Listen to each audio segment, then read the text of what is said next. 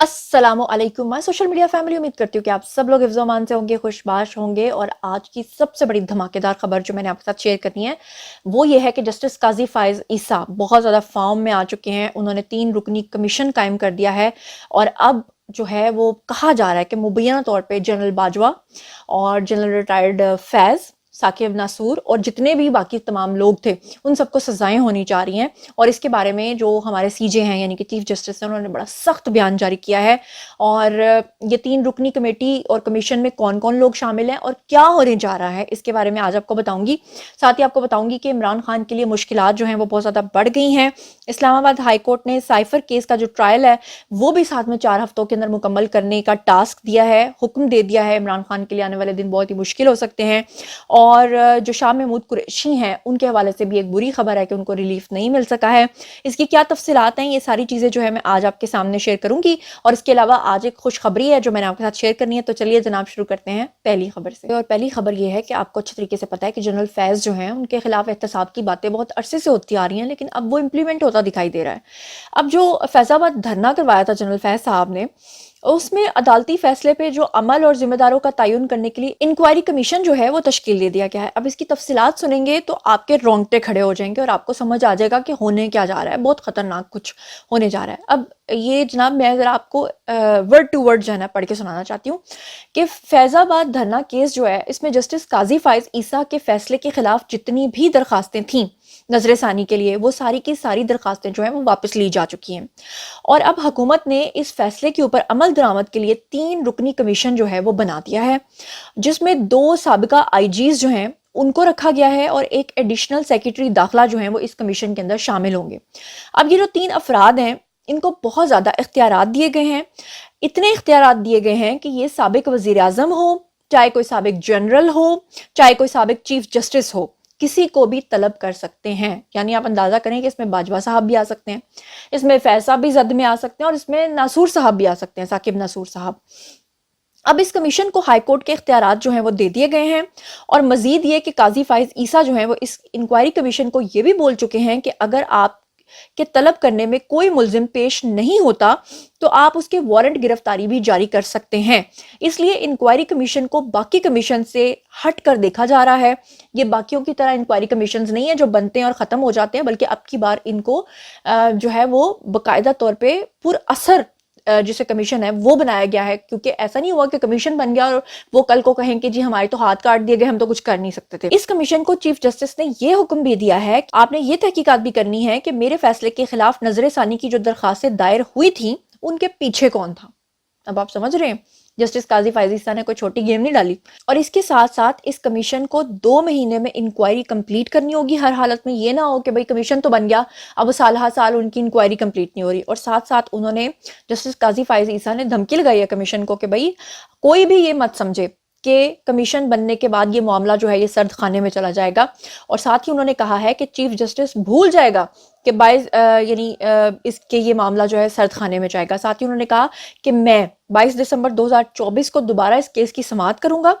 और वैसे तो ये कमीशन आपको पता है कि सिविल अफराद पे मुश्तमिल है, लेकिन उसे मुकम्मल इख्तियारात दिए ही इसलिए गए हैं ताकि 2 महीने के अंदर अंदर मुकम्मल इंक्वायरी को जो रिपोर्ट है वो आए और पूरी कौम के सामने इसको रखा जाए। और मैं आपको बता दूं कि ये जो कमीशन है ये अब हो सकता है कि मुबैना तौर पर जनरल बाजवा को भी बुलाए, साकिब निसार को भी बुलाए, तमाम जो रिटायर्ड लोग थे जिनके बारे में मियां मोहम्मद नवाज शरीफ आज तक नाम लेते आए हैं उनको भी बुलाए। लेकिन जनरल फैज़ का बचना इसमें जो है वो तकरीबन नामुमकिन दिखाई देता है।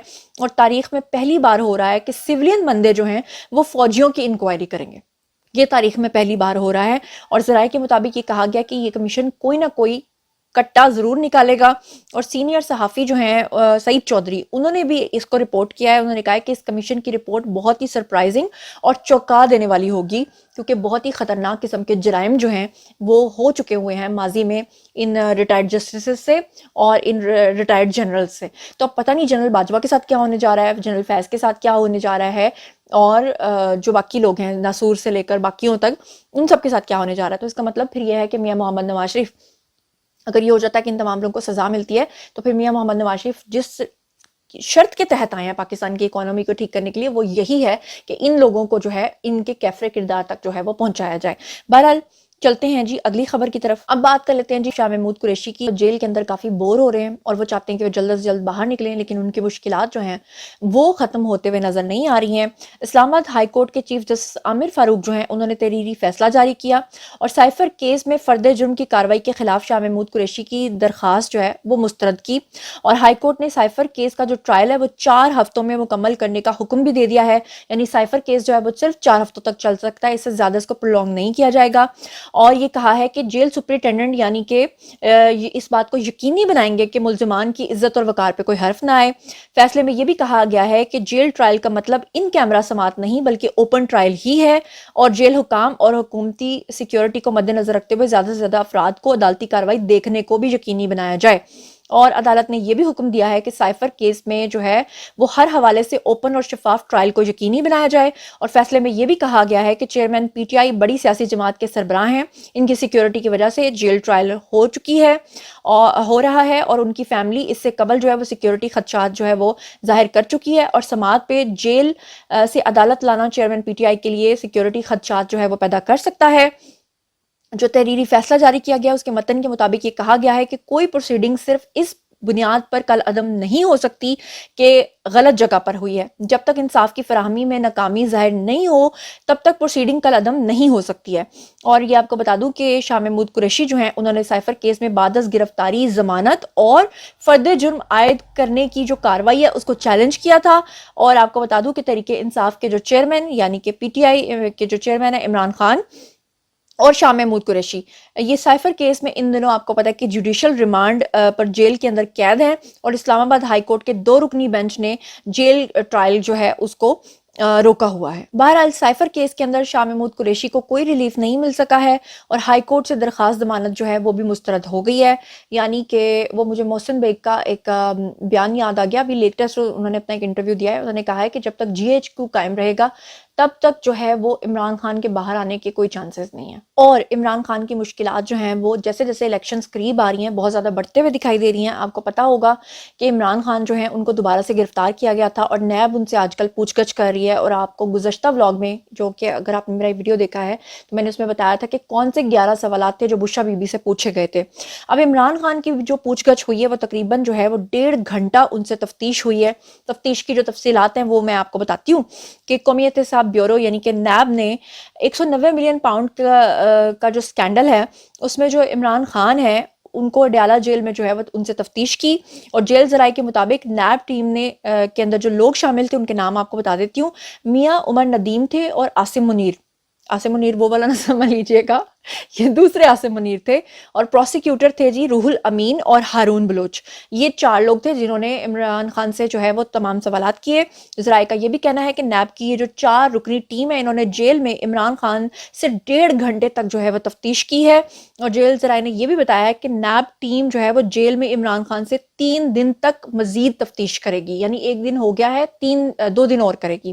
ذرائع کا کہنا یہ ہے کہ عمران خان سے تفتیش کے بعد فریقین کو دوبارہ سے سنا جائے گا. جی تو جناب اب دیکھنا یہ ہے کہ ہوتا کیا ہے عمران خان کے ساتھ. لیکن وہی میں کہہ رہی ہوں کہ محسن بیگ کا اگر وہ کلپ مجھے مل گیا تو میں آپ کو دکھاؤں گی، بلکہ آپ دیکھیے کہ وہ کیا کہہ رہے ہیں کہ کسی بھی صورت عمران خان کی اب بچت جو ہے وہ ہوتے ہوئے دکھائی نہیں دے رہی. باہر کبھی آ پائیں گے؟ میرا نہیں خیال. یہ چیف بدلیں گے تو پالیسی بدل جائے گی؟ میرا نہیں خیال. جی ایچ کیو ختم ہو جائے تو شاید پالیسی ختم ہو جائے. جی ایچ کیو اگر آپ سمجھتے ہیں ختم ہو سکتا ہے تو ختم. جی ایچ کیو جب تک ہے عمران خان باہر نہیں آ سکتا. اور جہاں آپ اتنی عجیب و غریب خبریں سن رہے ہیں ایسے میں ایک خوشخبری ہے پاکستان کے لیے کہ خوشخبریاں کبھی کبھی آتی ہیں تو وہ بتانے میں بڑا مزہ آتا ہے. جیسے کہ آپ کو پتا ہے کہ پچھلے دنوں بھارت نے پاکستان کے خلاف بڑا بدترین پروپیگنڈا کیا. بھارت نے کوشش کی کہ پاکستان کو جو ہے وہ بلیک لسٹ کروایا جائے فیٹ ایف میں، لیکن آپ نے دیکھا کہ پاکستان تو گرے لسٹ سے باہر نکل آیا. لیکن بھارت آج کل جو ہے وہ شکنجے میں پھنسا ہوا ہے، اور فیٹ ایف نے اپنی ٹیم بھی بھیج دی ہے بھارت میں، اور اس وقت بھارت فیٹ ایف کے شکنجے میں ہے، بلکہ وہ بلیک لسٹ ہونے جا رہا ہے. اور دوسری طرف یہ کہ پاکستان کے خلاف بڑی بدترین سازش کی گئی تھی پاکستان کو ڈیفالٹ کرنے کی.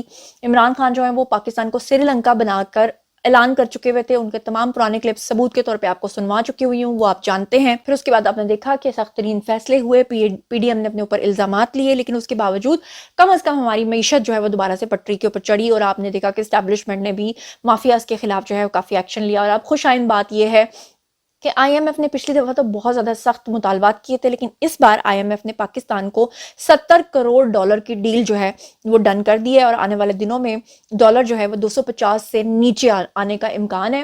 آج کل کے دنوں میں اس لیے ڈالر اوپر گیا ہے کیونکہ آئی ایم ایف کے ساتھ ابھی معاہدے ہو رہے تھے یا ہونے والے تھے، دیٹس وائی لوگوں کو موقع ملتا ہے، لیکن آنے والے دنوں میں کہا جا رہا ہے، قیاس کیا جا رہا ہے کہ 250 سے نیچے جو ہے وہ ڈالر بھی آ جائے گا۔ اور خوش آئند بات یہ ہے کہ آئی ایم ایف کا فی الحال جو پاکستان کو اس وقت معاہدے کی ضرورت تھی اور جو وہ کہہ رہے تھے کہ دوبارہ سے ہم منی وہ سارا کریں گے، وہ بھی انہوں نے نہیں کیا ہے، تو یہ ایک اچھی بات ہے۔ تو جناب آج کا ویڈیو جو ہے وہ یہیں تک، اب باری ہے جی آپ لوگوں کی، آئیے کمنٹ سیکشن میں بتائیے یہ خوشخبری آپ کو کیسے لگی، بتائیے گا کہ عمران خان کے لیے جو مشکلات بڑھتی جا رہی ہیں اس پہ آپ کا کیا کہنا ہے، شاہ محمود قریشی کے لیے مشکلات بڑھتی جا رہی ہیں اس کے بارے میں آپ کا کیا کہنا ہے، 3 رکنی جو کمیٹی اور کمیشن بنا ہے اس کے اوپر آپ کو لگتا ہے کہ جسٹس قاضی فائز عیسیٰ آخری دم تک دیکھیں گے، اور آپ کو کیا لگتا ہے کہ یہ کمیشن جو ہے واقعی جنرل باجوہ سے لے کے جنرل فیض تک اور باقی سب لوگوں کو سزا دلوا پائے گی، یا ہمیشہ کی طرح یہ کمیشن کچھ بھی نہیں کرے گا؟ آپ لوگ کسی بھی بات سے، مطلب جو بھی آپ کا نظریہ ہے اس کو آ کر لکھیے۔